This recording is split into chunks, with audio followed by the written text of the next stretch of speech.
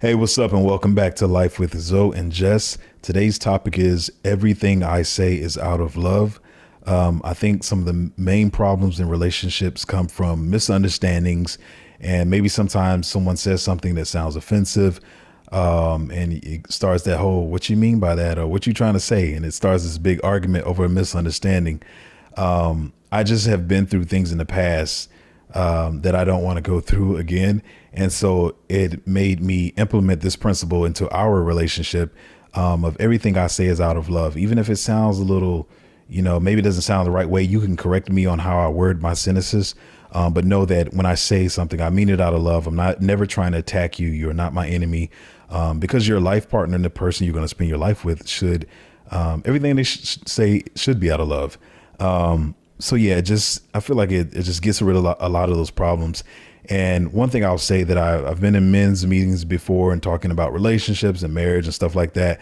And I've gotten hypocritical, but I've gotten in arguments about this.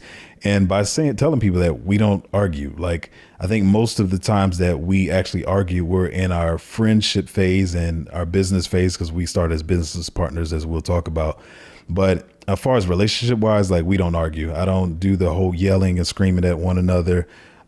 We do disagree. We don't agree on everything, but no arguments and that types of things. I think a lot of people, I've tried to take marriage advice from different people, and they will say stuff like, arguing is healthy. It's just a mandatory part of relationships. I don't believe that. And nobody's going to make me believe that. I don't believe that's true. And as the man in the relationship, if, like we talked about the menstrual cycle, if she's having an off day and she says something that may be offensive, it's my job as the man to have self-control and not start barking back at her and control the thermostat of the relationship and make sure that the argument does not start. I feel like that's my job as a man and being a leader. So yeah, phone just cut out on me, but yeah. So, and when I talk about these things in men's meetings, a lot of the things that men would say is, well, you just haven't been through enough, or y'all haven't been together long enough. And we've been together a while, and we actually started as business partners. And if there's anybody you're going to have beef with, it's going to be your business partner. We've been through a lot of stuff, from living in the building that we were going to run our film studio out of, losing money trying to get the business off the ground. Yeah, and then both of our parents had cancer. Yeah. Like back to back. And Yeah. so it was really intense emotionally and time-wise, being there for them. Yeah. And then you went to every single one of your mom's chemo treatments with her. Right. Yeah. And I mean, I think that's some of the things that rips people apart a lot of times. You think you're just going to have the sad emotions of dealing with a family member, but it causes people to argue because they're going through so much emotionally that they start taking stuff out on their partner.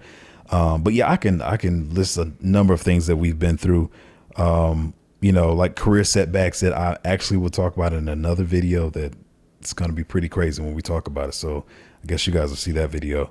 And even having to, rush to New York last minute to help your grandfather when he was found unconscious in his home, and you had to go up there and get everything sorted out. And I think we had a trip planned that weekend or something. We had to abruptly cancel, and it was some pretty intense things. Yeah, I mean, and one thing I don't think a lot of people talk about, but I did have to, it was very last minute. They found my grandfather unresponsive. And we just had to rush up to New York. I just had to spend thousands of dollars. And I would say this is not right, but given the situation, I had to spend thousands of dollars without even consulting her. And I just moved that fast. And that could have been a huge argument. Like it's pretty disrespectful, if you're being honest. And even though I did it, I can say that and admit that. But she understood the situation. But at the same time, that could start a huge argument. So yeah, we've been through a ton of things. So I don't want people to think, oh, you guys don't argue because you haven't been through anything. We definitely have. But one thing I do want to say is I think a lot of times people treat relationships, they don't treat them the same as friendships, which is why I think friendship is one of the most important parts in a relationship. People treat relationships when they're dating, the person is always replaceable. You don't just replace your girlfriend or your homeboy like that. You play, maybe you go to Top Golf with, or your girlfriend that you go out with drinks with, or whatever you do with your girlfriends. You're not trying to replace them. But when people date, it's like, I'm gonna move on to the next person. And so, you just argue with these people and I feel like there's a lack of respect there. But yeah, so we want to talk about today some of the things that we've had to tell each other that you could take offense to, but you had to realize that the other person meant it out of love. My first one, I talked about this one before. Two of them I'll probably talk about, but she started telling me that I was eating too much. And I was like, what? You were, though. I remember one time you told me you went to Krispy Kreme and you got a dozen donuts. And I was like, okay, I'll see you later. Maybe I can get one. You finished the whole box on the drive home from Krispy Kreme. All 12 donuts by yourself. That was crazy. Yeah. Yeah, in my mind, at the time, I saw my other friends with sweet tooths, and I felt like because my sweet tooth was lesser than theirs, that I didn't have a sweet tooth. And I realized I did. That was pretty crazy. And I'm pretty small. So eating a whole dozen of donuts is something I shouldn't have done. It's pretty unfair. Yeah. You could do all that and still have an 8-pack. Yeah. That's, man. Thank God, though. Metabolism good we all want. Yeah. I think I was taking that for granted, too. And I don't do that anymore. And I mean, even like like I talked about before, the portions you would fix when you would, cook for us or whatever, and you would put my plate on, decent sized saucer. But I thought that was crazy, coming from the South where you have these big old huge plates as like Thanksgiving plates, and not realize that I was overeating. And now I feel so much better. And we talked about that before too. Like my bloating problem went away. I would spend all this time in the gym, and like I said, you leave the gym and you got an 8-pack, 6-pack, whatever, and then by the afternoon, the stomach just sticking out there, and it made me mad. Like even people, some people used to joke about it, like, oh man, you trying to act like you got a 6-pack and we see you just let it go. You got a gut like the rest of us. And I was mad because I worked too hard to have that, the body.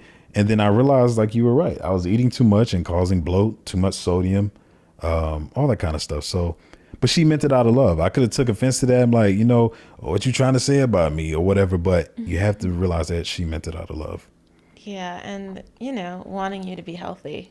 Yeah, she's always on that. And feel good for a long time. Mm-hmm. And you kind of, you helped me figure out that I have a really remarkable sensitivity to eggs. Oh, my baby. Yes. I know. I have kind of a cranky tummy, honestly. Yeah. There are a lot of delicious things it just does not tolerate. And one of those things is eggs. And I was eating eggs every day because they are so good for you, and they are high in protein and a decent source of iron, and just a lot of great things. Good for your skin. Like, guys, eggs are great. Yeah. And but no, they were really causing me tummy troubles. And the minute I stopped eating them, all of my tummy troubles went away. Better digestion and no more bowel issues. Fatigue went away. I had more energy. All my food was digesting better. My tummy wasn't like having this slight ache all the time, or like bloating, or it was amazing. And I would have never ever thought of that unless you mentioned it.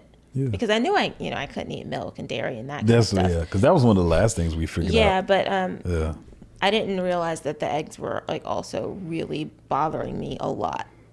Like a whole lot. They were really disruptive to my system. And you mentioned that, and I would have never ever thought of that, because it's something I'd been eating my entire life. And just thinking every morning how much better I would have felt my whole life if I realized, okay, it's just, you shouldn't eat eggs. It's not the best for you. And that's another topic too. Like really being with a person who's paying attention to, pretty much everything about you. Is very, very important. So, I mean, she does it for me. I feel like she might do it more for me than I do for her, but she's always like paying attention to my different quirks and stuff like that. But yeah, you have to have a partner that's paying attention to that stuff. It's more than about, good looks and money or whatever. A person who really cares about your well-being is important. And with mine, we talked about this before. Yeah, we did. The vitamin D. And I was kind of very upset about you telling me what I need to do with my body and telling me to take supplements. Yeah, it was pretty early on. Yeah, that saved me in so many ways. Skin got better. It would have helped my hair if I would have listened. But yeah, it's one of those things that I could have took offense to. I did eventually listen though, and you got me on a pretty decent vitamin D supplement that really helped me. But yeah, I could have took offense to that, but you just have to listen. Yeah. Yeah, sometimes.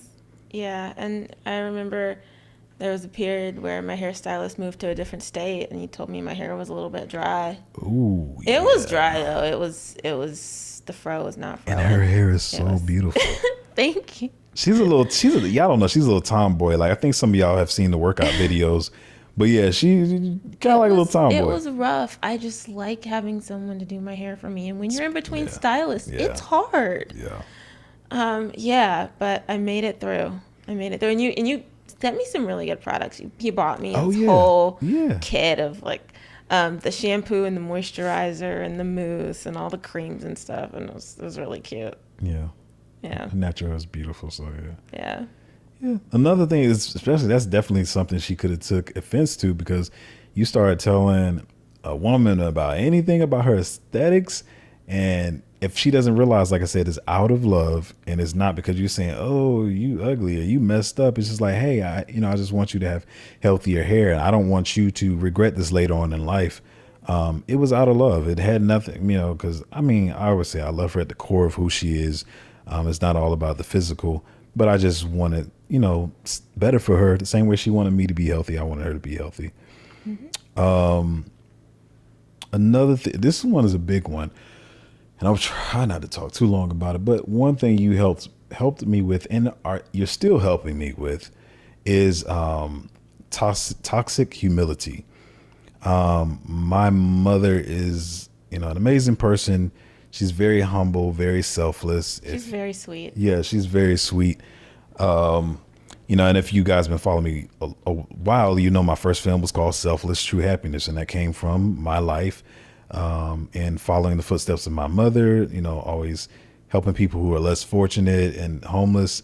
But even though it's good to be good-hearted and to be selfless and, care about others, mine was to a toxic level that has really caused a lot of damage to me in my life, mentally, physically, emotionally, in my career. And when she started saying these things, I thought something was wrong with her. I remember one specific instance. We were not Midtown. What is that? On Ponce. We were somewhere on Ponce. We were coming back from an event, and we got us some food, 2 plates of food, and I was hungry. I was weak. I was hungry. I was everything. And so we're walking out, and I give this guy my plate, and I really didn't have any. I don't think I had any probably money to get anything else in between career jobs and all that kind of stuff. And she was like, "Why did you do that?" And she was just pointing out how I always put others before myself. Always trying to help people with their project. And she was like, would these people do the same thing for you? And it's something I really had to consider and think about, how much I, took from my own self to help others. And, it sounds good, but it's not good. You have to secure your own mask first.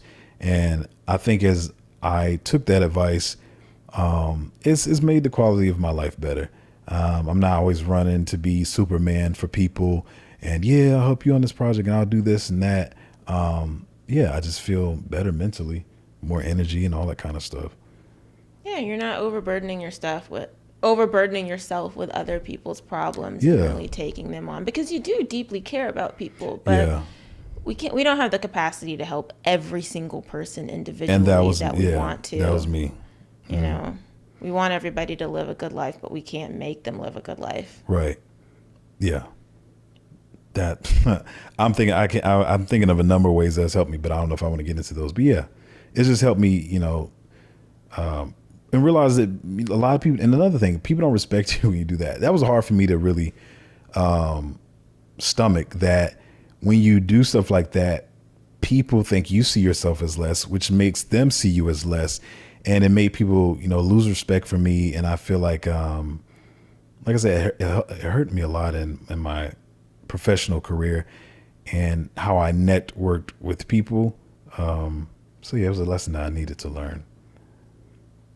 Yeah. Yeah, but I'd say you've got it now. You think so? Yeah, you're getting better. I'm getting better. 99% there, really. Well, that's a compliment. You're getting close. Okay, and Yeah, you helped me a lot on my planning. I really am. Just jump head first right in. I have an idea. I'm just going to do it right Yeah. then and there. No No planning. matter what, no plan, just kind of a rough outline in my head. Is that what And we call it? An outline? there's always an outline. Oh man. And that it made things, it's never made things difficult for me. But I did find that when I'm working with other people, Yeah. like specifically Zoe, he's one of those people that needs to have everything written out and he needs to be able to see things really clearly, or then he can't really help me. So it didn't make things hard for me. The way it made things hard for me was that I'd pretty much be doing things on my own, because you can't really help if you can't see the vision. Yeah. And you can't see if it's all just scattered about in my head and then I'm not really talking about it. I'm just like, do this, and you want to know why you're doing something. I mean, when you're at your job, you want to know why you're doing the things you're doing. If you're a cashier, you want to know you're ringing things up so people can pay for them. If you don't know why you're ringing things up, you probably won't do it. Yeah.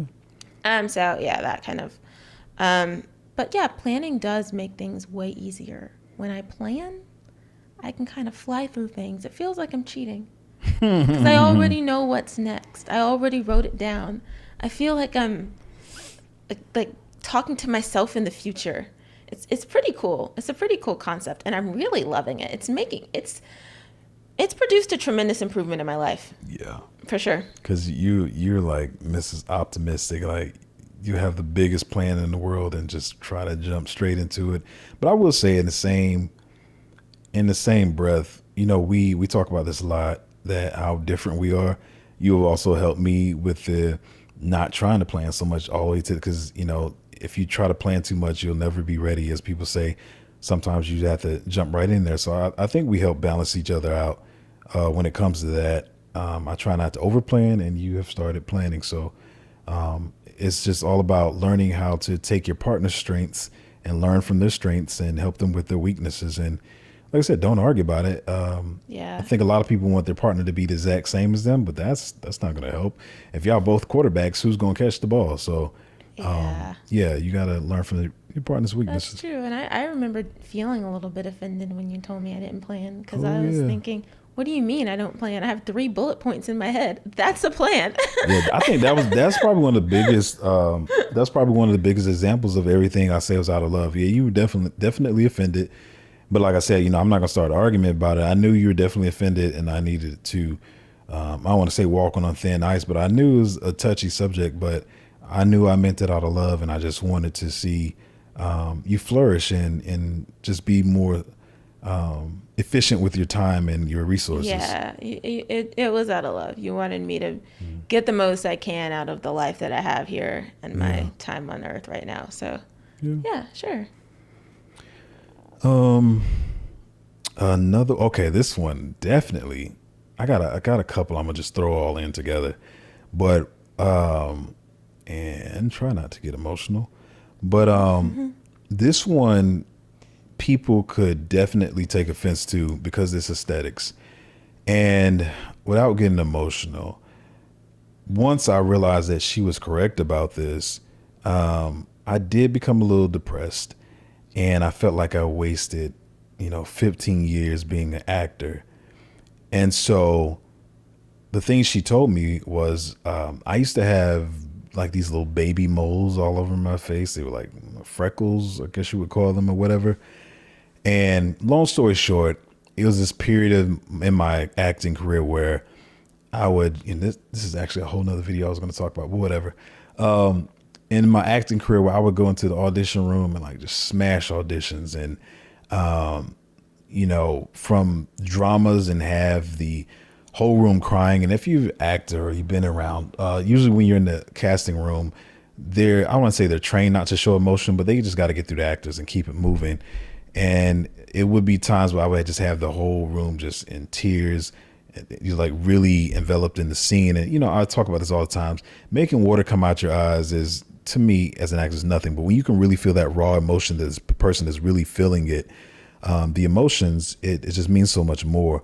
But from dramas even to comedies, I would be in an audition room, and they would call like the whole production team, and they're like, "Oh, this dude is so funny, and you got to check out how he did the scene and what he turned the scene into." And it would get to sometimes when I was like, it would be me and another actor up for the role. And I remember this one specific time is me and another actor up for the role. I smashed the audition. I think the reaction I got out of everybody was just amazing. And you could tell it was bigger. And when we left, everybody that was there for the callback for the role, they were like, if anybody's getting their role, it's going to be you. You out of everybody here at this callback, you're going to get your role. And the next week, my boy calls me. He's like, yo, didn't you audition for blah, blah, blah? And I was like, yeah, I tore that role up, whatever. It's just me and this other guy was up for it. And he was like, yeah, man. He was like, I didn't even audition for it, but they called me in for it. And I was like, hurt. Like, yo, you didn't even audition? And they were deciding to go with me, but at the last minute, they switched their minds. And long story short, I found out later, because this is Hollywood, it's about aesthetics, and they didn't want me for the role because I had these little baby moles all over my face. And she still loved me, and it wasn't about that. But she said, hey, I think if you get those removed, it would help you in your career. Once again, I could have took offense to this and be like, what are you trying to say about me? My face is messed up or I'm ugly or whatever. No, she meant it out of love. She's like, if you remove these, then it would make your career better. And when I did it, I started getting way more auditions. It was like night and day, really. You removed them, you got new headshots, and it was complete 180. Completely different. It was crazy. Like I said, I could have took great offense to that, but I had to know she meant it out of love. I don't think I barked back on that. I don't think. I like the moles, actually. I used to say they look like little continents on your face. They were cute. Man, here we go. But you were a little, at first you were a little confused. Yeah. I had to really break it down and explain it to you. Yeah, you did. You Yeah, were pretty definitely. confused. Like, to my face, what do you mean? But once you understood, you were definitely on board. And the whole thing was really quick. Yeah, it was. It wasn't quick and easy. bad. It wasn't bad. Yeah. No, it wasn't. Yeah. Good times. Yeah.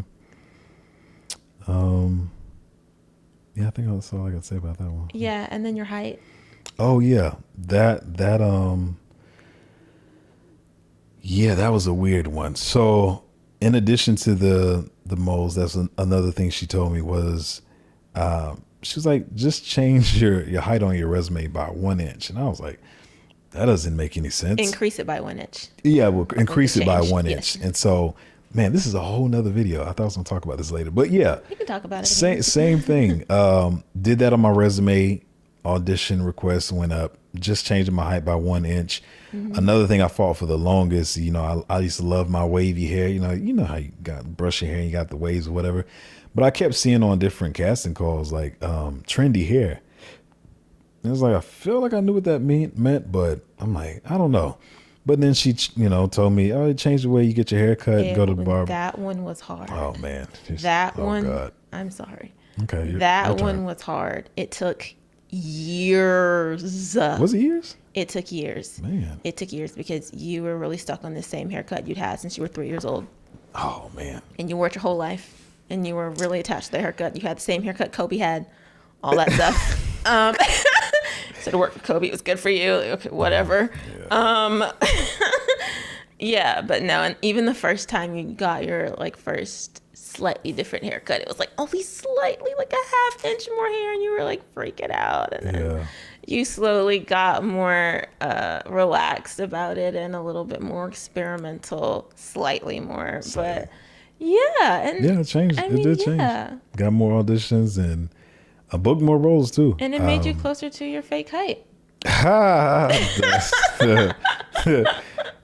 that's true. No, that's true. It definitely helped. And I don't think, the moles was a little bit more understandable, but yeah, all three of them were, like I said, it took a bit of time to stomach them. And like I said, realize that this person she's not saying anything's wrong with you or she doesn't love you because of these things.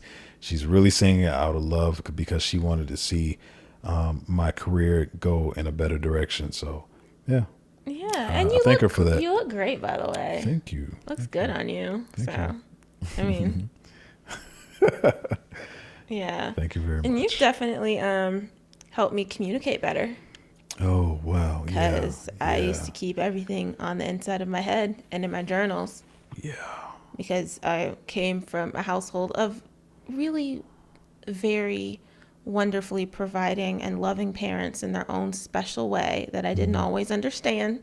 I know they love me, but when I was little, it was kind of hard to comprehend sometimes, not gonna lie. But yeah, not great communication. Even one time, my mom told me that even in the first 6 months of my parents' marriage, they spent a good bit of that giving each other the silent treatment. They're still married. It's been about 30 something, over 30 years. I mean, they love each other. It just, it's just a little rough. It was a rough start. But yeah, communication was not my strong point, my strong suit. And you really helped me communicate more. And I think a lot of that comes from you being such a good listener and someone who's so willing to listen and who really wants to know what I'm thinking, and you want to know my opinions, and you want to know about my background because you can understand me better. And I suppose I wasn't really used to that, or I wasn't used to people wanting that for genuine reasons. I was used to people wanting that sort of thing for malicious reasons or to use it against you later. So I was a little bit guarded. I would say for good reason, because a lot of times you tell people things and then you wonder why 300 people know. So it took a little while. Of course, it takes time to build trust. A lot of communication is trust, but even little things that I would think it wouldn't matter would actually really be really helpful or impactful to tell you. Like, Jessica, why wouldn't you tell me that? Oh yeah, I should have told you that. Like, I'm just, Yeah, it helps you to understand your partner better. And one thing we talk about quite a bit is like, it's great to have your partner and other friendships, but I don't think it should be where your friends know more about you than your partner. And I don't want to get too much down the rabbit hole, but like I said earlier, I think people just treat the people they date as replaceable, or they're not dating for the right reasons. Maybe it's just because of looks and they think they look cute together. But you want to take your time to get to know a person, and you can trust them, especially after you've been in a relationship for a while. I'm just not a believer that your friends should know more than your partner. Because then when you react a certain way and they don't know this certain thing about you and they don't know why you're reacting that way, it could, cause a misunderstanding, an argument, or just a lot of strife in the relationship. You make a reference about the therapist. I said sometimes it feels like people might save their more unpleasant emotions for the therapist so they can be joyful with their partner. Yeah. Because I think sometimes there's this tendency to want to avoid trauma dumping on your partner or overburdening them. But if there are things that you're in the process of healing from and you haven't healed from, you should probably let your partner know so they can be a part of that healing if it's something that you're going through now. If it's something way in the past that you've gotten over and it's no longer relevant, then maybe you don't need to mention it. But if you're currently going through things that you're talking to someone else about, your friend, your therapist, your partner should also know. So to give them the opportunity to be there for you, especially if you're dating, you're not married yet, because you want to know that they can be there for you for the rest of your life. But how are you going to know if you don't give them that opportunity? Yeah. And I think a lot of people, they're afraid of scaring the people away. And it just keeps coming back to the same thing. I feel like people do move into relationships too fast without the friendship phase. And so the way they see partners is not the way I see partners, or the way I've known this my whole life. The way I see dating is not the same way other people see it. But for me, especially as the man, I'm your protector. And like you said, you have to be careful because people can use stuff against you. But as your protector, I have to know maybe you're weaker on the front side. So I got to cover that side because I'm the security guard. I'm the bouncer. I'm all that kind of thing. So as a man that's going to protect you emotionally, mentally, and physically, I feel like I should know these things. And I know a lot of people say your partner shouldn't be your therapist. I could make a whole nother episode about that. I'm going to say it again. I feel like it just comes to calling people boyfriend, girlfriend 3 weeks in, 6 weeks in, to me is, let me have my opinion. I want you to have your own too, but I think that's too fast. And you haven't spent enough time building a solid foundation where you could feel comfortable doing these things, which is why so many people have these arguments about 50-50, well, you're not even ready for that conversation. You've barely known this person 3 months. You're nowhere near ready to have that conversation, I feel. I'm not going to say a lot of things on this podcast that people, I'm not here to say the things that people want to hear, but I do believe that's the truth. And I've helped a lot of friends through their relationships, written a lot of things on relationships that we'll talk about later. But yeah, I think people want to have these serious conversations, but they haven't built a foundation. And it's like the three little pigs. The wolf comes and blows, and your house just blows right on over. You're trying to have these super deep conversations that you should be having after 6 months of knowing the person at least. And you're trying to have them in the first 2 weeks and wondering why the conversation is going awry. But yeah, start with the small stuff, beyond favorite colors and all that kind of stuff. But it's very important to me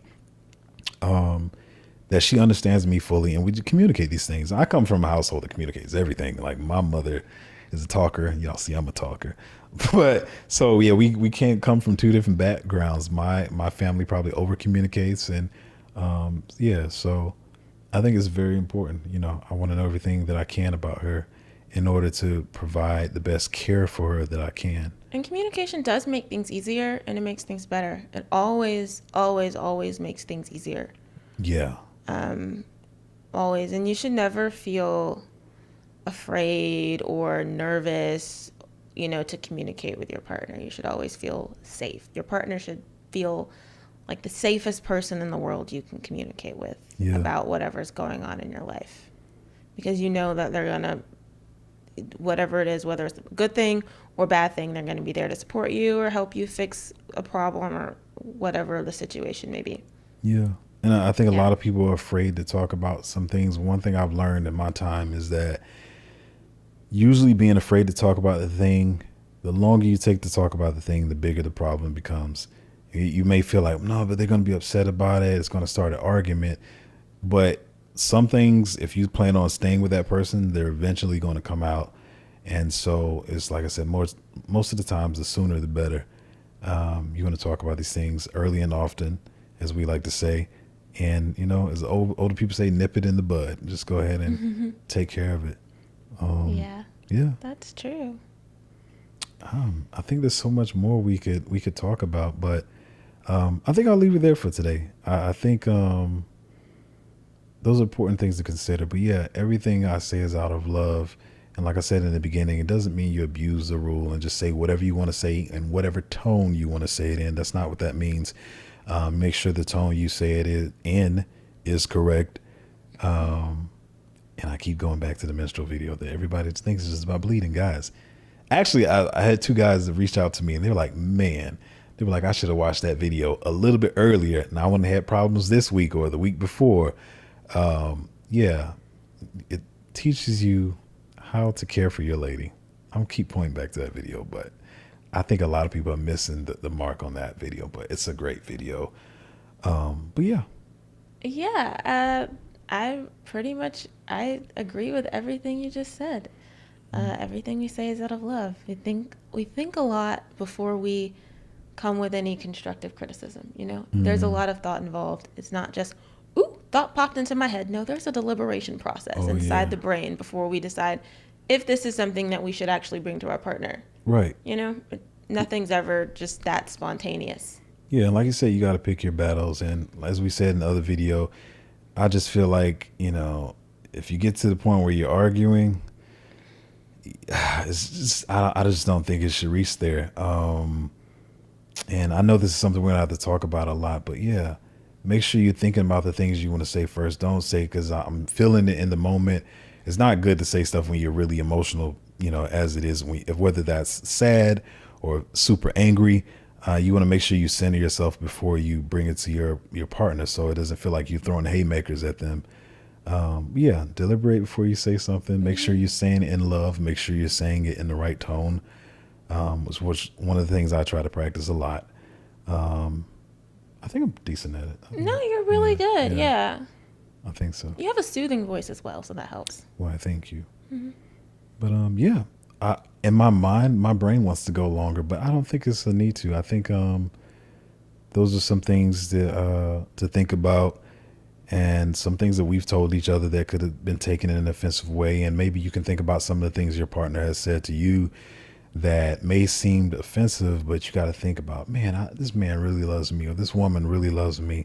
Maybe they didn't mean to offend me. They were really trying to help me.